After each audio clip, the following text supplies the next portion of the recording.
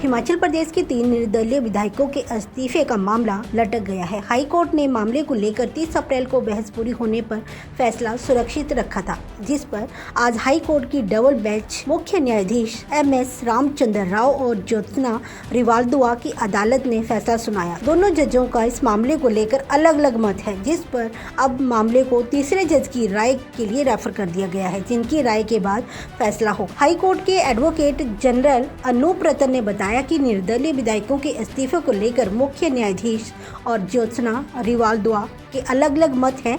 ऐसी स्थिति में मामले को लेकर तीसरे जज की राय पर फैसला निर्भर है। मामले को लेकर न्यायाधीश ज्योत्सना रिवालदुआ का मत था कि हाई कोर्ट स्पीकर को फैसला सुनाने के लिए निर्देश दे सकता है, जबकि मुख्य न्यायाधीश MS रामचंद्र राव का कहना था कि स्पीकर संवैधानिक पद पर है, ऐसे में हाई कोर्ट स्पीकर को निर्देश नहीं दे सकता।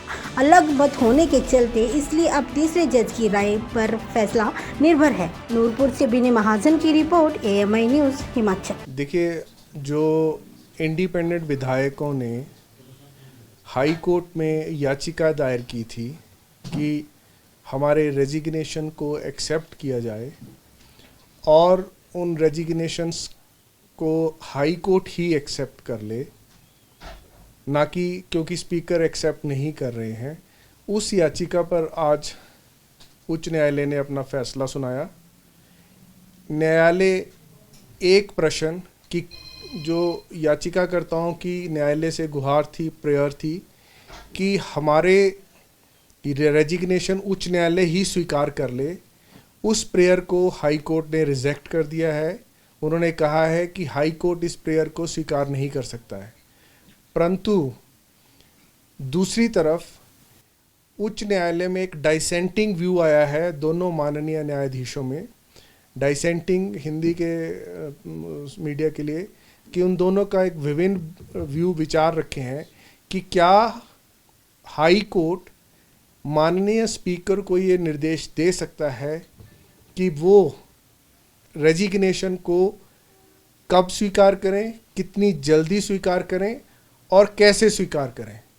तो जो माननीय मुख्य न्यायाधीश का व्यू है, उन्होंने अपने फैसले में जो न्यायालय में सुनाया है, क्योंकि फैसला भी अपलोड नहीं हुआ है, परंतु उन्होंने अपने फैसले में ये सुनाया है न्यायालय में कि माननीय स्पीकर का जो पद है, जो पोस्ट है, वो बहुत उच्च दर्जे की संवैधानिक पद है।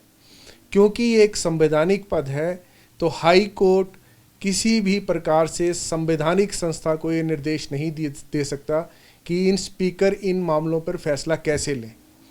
परंतु माननीय न्यायाधीश ज्योत्सना दुआ रिवाल जी का मत है, जो न्यायालय में एक्सप्रेस किया गया, कि क्योंकि हाई कोर्ट 226 में जुडिशियल रिव्यू कर रहा है, जिसमें स्पीकर द्वारा रेजिग्नेशन स्वीकार ना करने के मामले को चुनौती दी गई है, तो यद्यपि हाई कोर्ट एक्सेप्ट नहीं करेगा रेजिग्नेशन, ये पावर सिर्फ माननीय स्पीकर साहब के पास है, परंतु हाई कोर्ट स्पीकर को ये डायरेक्शन दे सकता है कि वो इस मामले का जल्द निपटारा करे या विदिन 2 वीक्स निपटारा करे। उन्होंने 2 सप्ताह के शब्दों का इस्तेमाल किया है कि वो 2 सप्ताह में निपटारा करे। तो जब भी ऐसी स्थिति पैदा होती है, डाइवर्जेंट व्यू आता है, डाइसेंटिंग व्यू आता है, तो डिवीज़न बेंच जो है उस केस को माननीय तीसरे न्यायाधीश के समक्ष रखती है, जो प्रशासनिक स्तर पर माननीय मुख्य न्यायाधीश रखेंगे, और वो तीसरा न्यायाधीश उस मामले की पुनः सुनवाई करेंगे। तो उस सुनवाई के पश्चात जो भी फैसला माननीय तीसरे न्यायाधीश देंगे, वो फैसला अंतिम फैसला होगा। क्या वो देखिए, होगा लिमिटेड फैक्ट्स पर ही हो। लिमिटेड क्वेश्चन माननीय डिवीज़न बेंच ने बना दिया है, और वो प्रश्न जो तीसरे न्यायाधीश के समक्ष जाएगा, वो यही प्रश्न है, whether high court can direct the speaker to decide the issue in a particular manner or in a particular time। वो इशू कोर्ट ने बना दिया है। अब थर्ड जज उन्हीं पर ही अपना मत प्रकट करेंगे, परंतु न्यायालय में ये प्रेसिडेंट्स है, ये ऐसे प्रक्रिया रहती है, क्योंकि थर्ड जज ने उस केस को कभी नहीं सुना है। तो जब उन्होंने कभी उस केस को नहीं सुना, तो उन्हें पूरे केस को नए सिरे से सुनना पड़ेगा और सुनकर ही फैसला किया जा सकेगा। तो ये एक प्रैक्टिस है कि वो पूरी तरह से रीओपन होगा केस। ऐसे मामलों अभी मैंने जजमेंट पूरी तरह नहीं पढ़ी है, लेकिन जो मोटी मोटी जजमेंट मुझे ज्ञात हुआ है, जो न्यायालय में बताया गया है, माननीय मुख्य न्यायाधीश ने अपने फैसले में दो बातों पे बहुत प्रकाश डाला है। एक कि स्पीकर का जो पद है वो बहुत ऊंचा संवैधानिक पद है, हाईएस्ट एस्टीम में रखा जाता है उस पद को।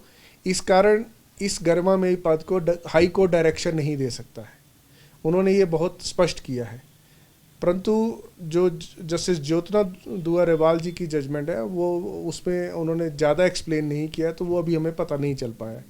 तो जैसे ही जजमेंट अपलोड होगी वो जनता की निरीक्षण के लिए, उनकी पढ़ाई के लिए वो वेबसाइट हिमाचल हाई कोर्ट पे अवेलेबल रहेगी। अगली तारीख इसमें अभी ये जो मामला है प्रशासनिक स्तर पर, एडमिनिस्ट्रेटिव साइड पर माननीय मुख्य न्यायाधीश जी के पास जाएगा। माननीय मुख्य न्यायाधीश फिर इसे थर्ड जज को रेफर करेंगे और वो डेट जो है वो फिर कॉज लिस्ट में वो मामला लगेगा, तब वो डेट आ जाएगी। क्या इसका इस फैसले को उनकी सुनवाई पे तो कोई असर नहीं पड़ेगा? देखिए, ये बहुत संवैधानिक रूप से 3 इंडिपेंडेंट एमएलएज ने इस मामले को पेचीदा बना दिया है। अगर वो हाई कोर्ट को अप्रोच नहीं करते तो मेरा ये मानना है कि स्पीकर महोदय इस मामले पे तुरंत कार्रवाई कर रहे थे, क्योंकि उन्होंने जिस दिन हाई कोर्ट में वो डेट लगी उसी दिन की डेट उन्होंने पहले ही फिक्स की थी कि आप अपना जवाब दें। परंतु इस इन बिटवीन उस डेट को लगने से पहले उन्होंने हाई कोर्ट अप्रोच कर लिया। अब हाई कोर्ट में जब मामले की पूर्ण सुनवाई होगी तो स्पीकर साहब ने इन बिटवीन ये एक फ़ैसला ले लिया था कि अब हाई कोर्ट के फैसले को आने देते हैं, उसी अनुसार अगली कार्रवाई की जानी उचित है। क्योंकि जब 2 संवैधानिक संस्थाओं में मामला चल रहा हो तो ये उचित होता है कि एक संवैधानिक संस्था उस पर पूर्ण रूप से अपना विचार प्रकट कर ले, ताकि जो दूसरी संवैधानिक संस्था है वो हारमोनियसली उस मामले को डिसाइड करे। अब फिर ये मामला लंबित है हाई कोर्ट में। अगर स्पीकर साहब जो उन्होंने पहले अपना व्यू रखा है कि हाई कोर्ट में मामला लंबित होने की वजह से मुझे नहीं सुनना चाहिए, आगे की कार्रवाई को बढ़ाना नहीं चाहिए, अब लगता है क्योंकि ये मामला एक कॉन्स्टिट्यूशनल इशू बन गया है, प्रश्न बन गया है कि क्या संवैधानिक संस्था को हाई कोर्ट इस प्रकार से निर्देश दे सकता है, तो मेरा ये पर्सनल मत है कि माननीय स्पीकर साहब को अब थोड़ा और इंतज़ार करके इस फैसले का पूर्ण रूप से निपटारा हो जाना चाहिए हाई कोर्ट से। एक बार हाई कोर्ट से मामला पूरी तरह से समाप्त हो जाए, वो इंडिपेंडेंटली बिना किसी प्रकार की हाई कोर्ट की इंटरवेंशन से या बिना और किसी प्रकार से वो इंडिपेंडेंटली अपना मत व्यक्त कर सकते हैं। और दूसरी बात, माननीय मुख्य न्यायाधीश ने अपने फैसले में ये भी क्लियर किया है कि उन्होंने जो रेजिग्नेशन है वो जेन्युइन है या ठीक नहीं है या ठीक है, उस पर किसी प्रकार का कोई मेरिट पे मत व्यक्त नहीं किया है। तो उनका कहना है कि ये मेरिट पे जो ये मत व्यक्त करना ये माननीय स्पीकर का क्षेत्राधिकार है, तो हाई कोर्ट इस मामले में किसी प्रकार से कोई मत व्यक्त नहीं करेगा।